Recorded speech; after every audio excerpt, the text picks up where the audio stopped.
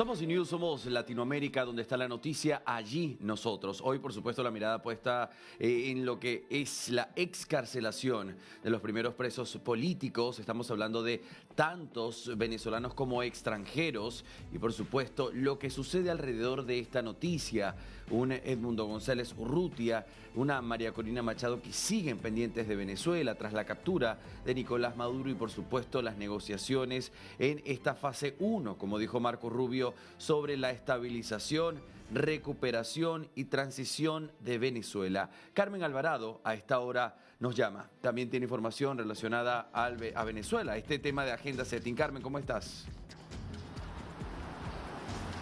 ¿Cómo estás, querido Andy? Muy buenas tardes para ti y también para todo nuestro auditorio de América Latina. Ayer, precisamente hablando de Venezuela, sobre la frontera sensible, el presidente José Gerí recibió a José Antonio Kast, pero otra de las novedades que tenemos que compartir con ustedes a esta hora ya de la tarde-noche es esta conversación vía telefónica que sostuvo con Edmundo González Urrutia.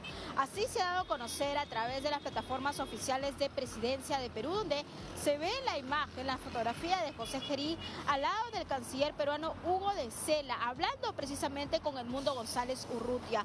Y es que ya lo había mencionado hace ya 2 días José Gerí, y dijo que Edmundo González Urrutia tiene que tomar la dirección de Venezuela luego de esta transición pacífica y que se tiene que respetar pues lo que los venezolanos eligieron el pasado 28 de julio del 2024. Y al respecto, quien también habló sobre este tema fue el propio Edmundo. Y tenemos su tweet ya en pantalla, su trino, para que ustedes también vean la reacción del Edmundo González Urrutia, el presidente que fue elegido por los venezolanos el pasado 28 de julio del 2024. ¿Qué dice este tuit? Nuestra región requiere de unión. Y en ese sentido sostuve una conversación con el gobierno del Perú para abordar la situación de Venezuela y la importancia de fortalecer una coordinación regional que acompañe la transición democrática. Una transición duradera exige respeto al voto expresado el 28 de julio y la liberación inmediata e incondicional de todas las personas detenidas por razones políticas. Agradezco al Perú su respaldo al pueblo venezolano. Y querido Andy, me parece que José Gerí se convierte así en el primer presidente en comunicarse con Edmundo González Urrutia, sí, y de una u otra forma difundir este respaldo categórico a Edmundo. Entonces, básicamente esto también va en consonancia al comunicado de Cancillería que nosotros justamente estuvimos leyendo juntos ya el último fin de semana donde ocurrieron estos hechos en Venezuela desde el pasado 3 de enero. Entonces, esta es la posición del Perú. José Gerí ha sido categórico, ha sido claro, no hay interpretaciones al respecto y Edmundo González Urrutia agradece este gesto. Bien, por supuesto, Carmen, hay que estar muy atentos más adelante a si realmente José Gerí va a tener la oportunidad de, en al menos sus últimos meses o días como presidente interino, poder realmente hacer algo, accionar con Edmundo González Urrutia. Es decir, están pasando 2 actores importantes. Un José Gerí que ahora se mueve y deja muy la representación simbólica, ¿sí?, de lo que es el Perú ubicado a nivel regional en este momento, pero existe la posibilidad, Carmen, que para el momento en el que sea María Corina Machado, Edmundo González Urrutia quienes lleguen en esa tercera fase de transición, probablemente ya haya un nuevo presidente o presidenta en el Perú, o tal vez no. Todo esto está lleno de muchas incertidumbres. Carmen, ¿cómo lo ves tú?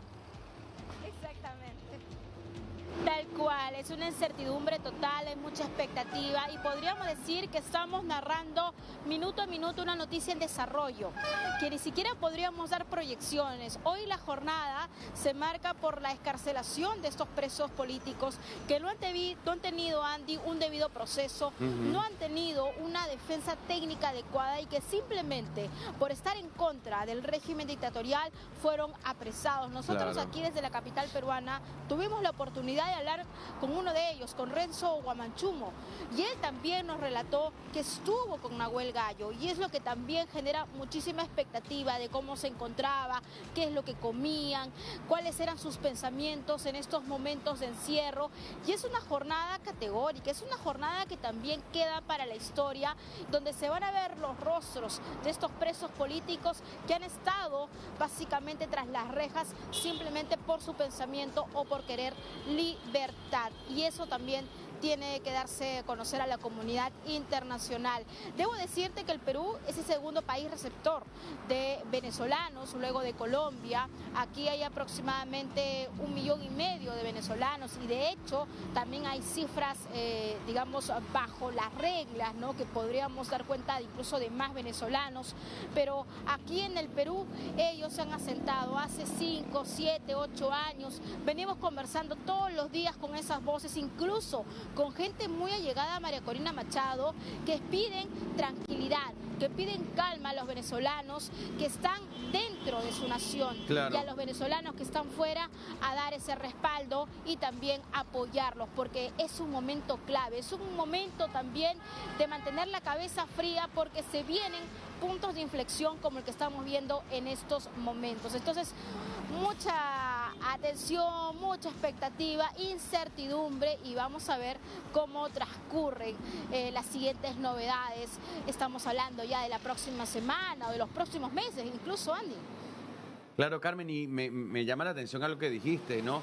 Esto del mínimo, la garantía mínima para estos presos políticos que no contaron con una causa abierta, no contaron con una defensa ni asignada, ni privada, ni contacto con sus familiares, algo que Nicolás Maduro sí está teniendo en los Estados Unidos, pese a la cantidad de delitos por los cuales se le acusa, y el movimiento a nivel global. Él sí está teniendo derecho a sus abogados y está teniendo derecho a esta garantía mínima propuesta por los Estados Unidos.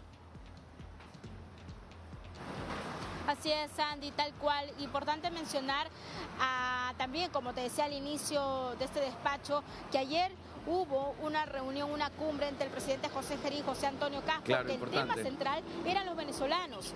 La mayoría de ellos en condición irregular, que están en el país vecino, y que definitivamente también la política migratoria del Perú es que no podemos recibir más migrantes irregulares, ¿no? Y eso pone, digamos, en un momento tenso, un escenario también que no tiene buenas luces, y que ahora con esta reunión quizás podríamos decir que hay un acercamiento. Si bien no hay un acuerdo, como dijo José Antonio Caz ayer en la conferencia de prensa que nosotros estábamos presentes, sobre un corredor humanitario, pero sí hay aproximaciones y hay conversaciones. Entonces parece ser que ha sido el primer cara a cara que han tenido ambos mandatarios, ¿no? Recordemos que el presidente electo todavía chileno no está en funciones, pero que ya está haciendo un viaje internacional para hablar no solamente de crimen organizado, de narcotráfico, sino también de esta situación de los venezolanos, que ha generado mucho debate en el país sureño. Entonces, vamos a ver también qué es lo que pase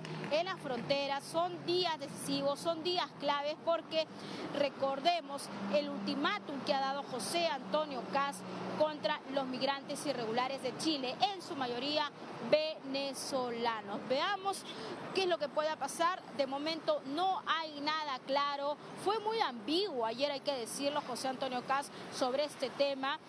No quiso dar detalles, simplemente dijo que había una aproximación, pero sí calificó, digamos, al régimen Nicolás Maduro, al régimen dictatorial, pues como un régimen que le hizo mucho daño a Venezuela, pero también a América Latina, Andy.